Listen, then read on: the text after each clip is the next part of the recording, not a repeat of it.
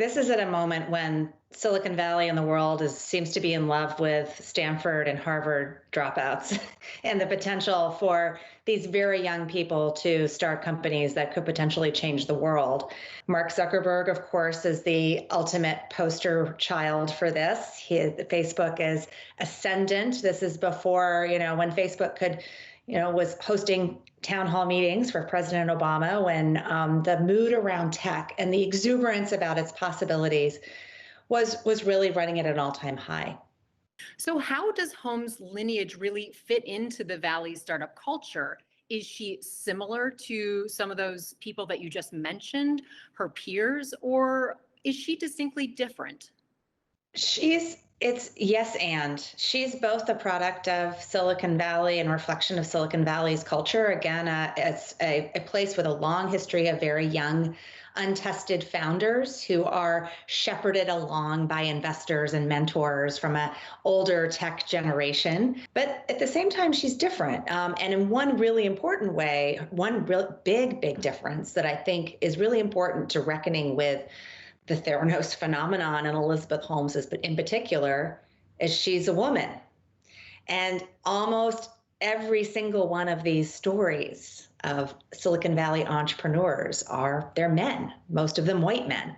She's not only starting this company at a moment when youth, the Stanford pedigree, all those things are being celebrated and valued, but also right at the moment when Silicon Valley is beginning to reckon with the intense gender disparity that has characterized it from the very beginning. Here comes this young woman, blonde, in a black turtleneck a la Steve Jobs, who seems to be exhibiting these characteristics, but it's a woman. So there's this, in a way she becomes this symbol kind of carrying all of these hopes and aspirations and this history along with her.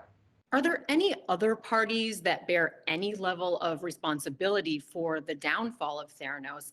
And if so, which of those parties in your mind should the jury hear about? So no company is the product of one person. One of the Silicon Valley myths is it over-indexes the importance of people like Steve Jobs or a Bill Gates or these individuals who, of course, their brilliance, their leadership is responsible for a good deal of, the success of their companies, but they don't do it alone. You have other senior leadership that are sharing responsibility, that are also steering the company's direction.